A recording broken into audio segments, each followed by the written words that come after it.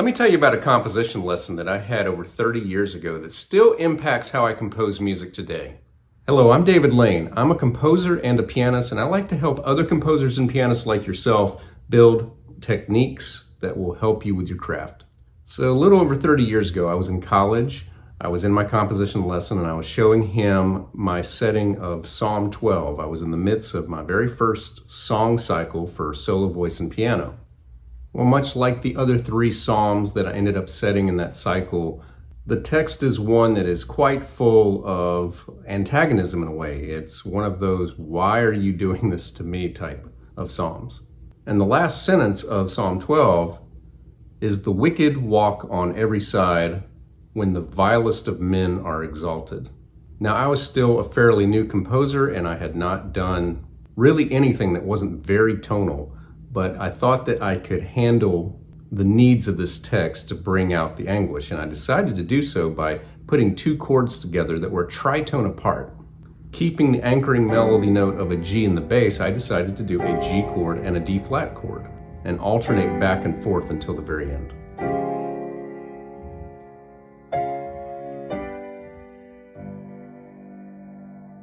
But credit to my composition teacher at the time, Dr. Shermer. He pointed out what would really make a big difference is to take that D flat and G chords that I was doing back and forth and swap the bass notes to go with the other chord. In other words, when I played a D flat chord, put a G in the bass, and when I played a G chord, put a D flat in the bass, and just that one change made a profound difference.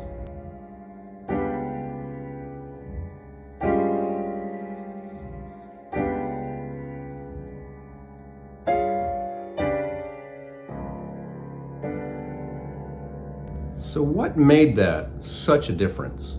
Well, it has to do with the tremendous power of the bass note.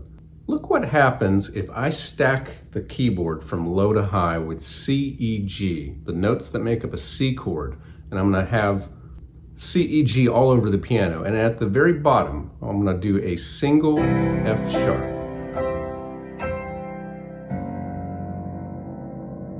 That's quite dissonant, isn't it? So what happens if I do that same thing again? Stack the keyboard with C, E, G, a C chord, and then I put that single F sharp somewhere in the middle this time, rather than on the bottom.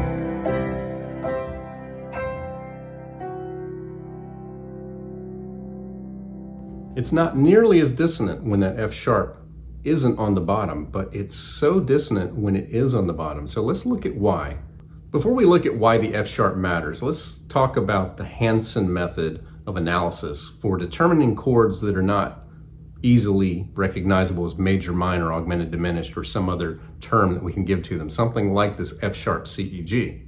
So Hanson analysis is a way of taking account of all of the intervals in the chord. So from the bottom to the middle note, from the bottom to the top, from the middle to the top if you have a 3-note chord. And then of course you have to look at both middle notes if you've got a 4-note chord, and so on. And in the end, we're going to lay out those intervals in the following order. We're going to go P, M, N, S, D, T. P, M, N are the consonant intervals. S, D, T are the dissonant intervals. P stands for either a perfect fourth or perfect fifth.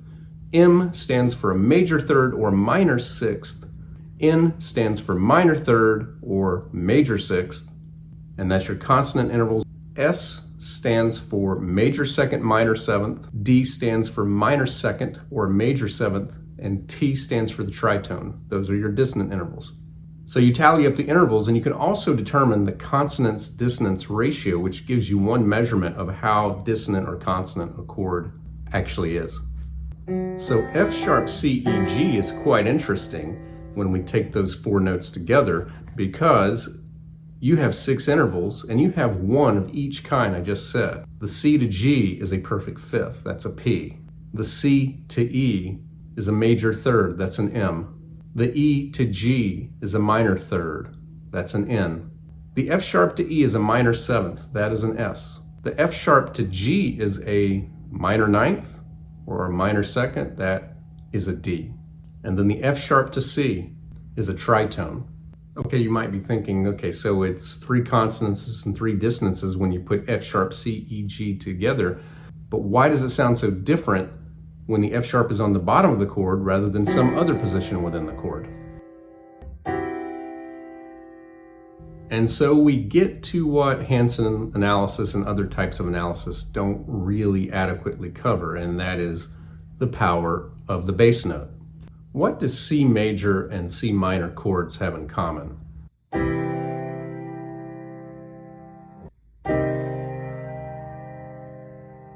Yes, they both have a C and they both have a G. One has an E while the other one has an E flat. But I think most people would say they sound different, right? They have different qualities. One is what we would say sounds bright or happy. The other one sounds maybe sad or darker. But there's one more thing they have in common. If you add up their intervals, you get one perfect fifth, one major third, and one minor third. You just get them in a different order. In both chords, the root to fifth is a perfect fifth. In a major triad, the root to third is a major third. In a minor triad, the root to third is a minor third. But the third to fifth is the other kind. So in a major triad, third to fifth is minor. In a minor triad, third to fifth is major. So what that means is if you put it in Hanson analysis, both the C major and the C minor are exactly the same. They list as a PMN, 3 consonances, no dissonance. Yet they sound different. Why is that? When we hear vertically stacked sounds and harmonies, we are only aware of how everything relates to the bass note. So when you play a C chord, C, E, G, you hear the effect of C to E, the major third, and C to G, the perfect fifth, but you don't hear the effect of E to G, the minor third. So the intervals that you are aware of are the major third and the perfect fifth. That gives it that bright, happy sound. In a minor third, the intervals you're aware of are the root to third, that's a minor third, and the root to fifth, that's a perfect fifth. You hear the minor third and the perfect fifth. So let's take that C major triad, that C, E, G. We add an F sharp to it, but we add it in the bass versus adding it to the middle. So what happens when we add the F sharp to the bottom of the chord is that it becomes our anchoring note. It's the bass note, and it's what we compare all the other notes to. So let's look at what those notes are.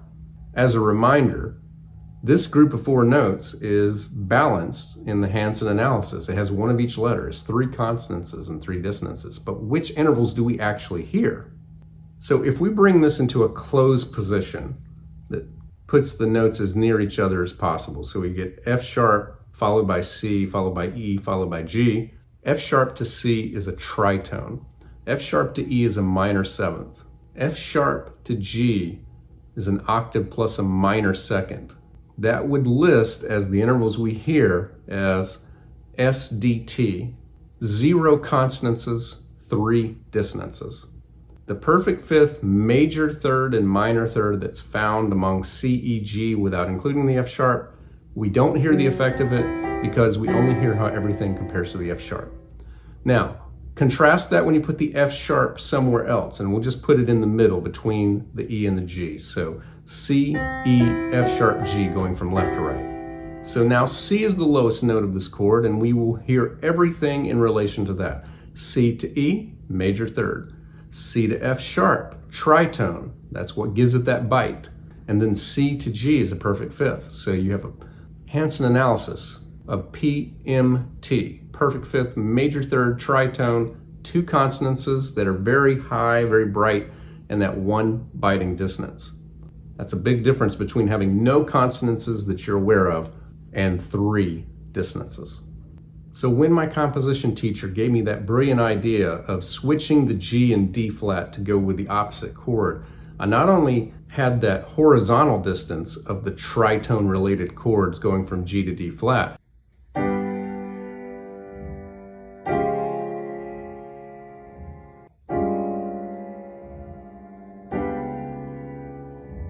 I also lost the effect of the consonant intervals that are all by themselves in the right hand. In fact, the chords that I used in Psalm 12 at the end are the exact same makeup as that C chord with the F sharp on the bottom that I just showed you. This idea that we only perceive the intervals related to the lowest note of the chord also explains why when you invert chords, they sound different. So if you take that C chord, again, we perceive the major third and the perfect fifth, everything related to the C.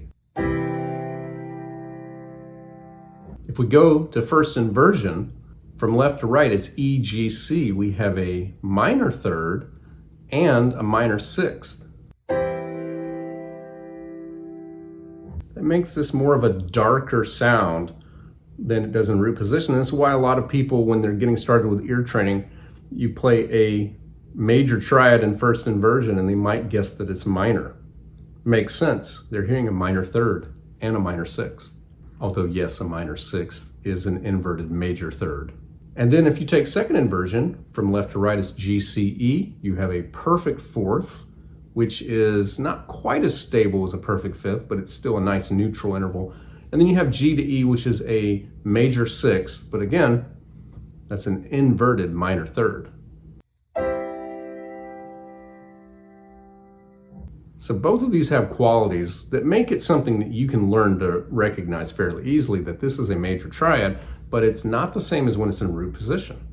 On a side note, if you are in a band and you have a great bassist, or if you sing in a chorus and you have a great bass section, send them all thank you notes. They really are your MVP, because if you have a nice, solid, strong bass in your ensemble, everything above it is going to sound better.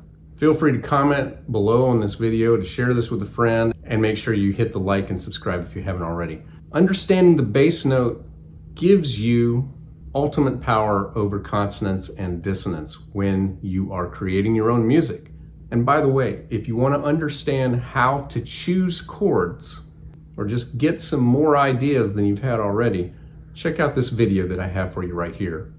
I hope that you'll enjoy. Thanks for watching, and good luck with your composing.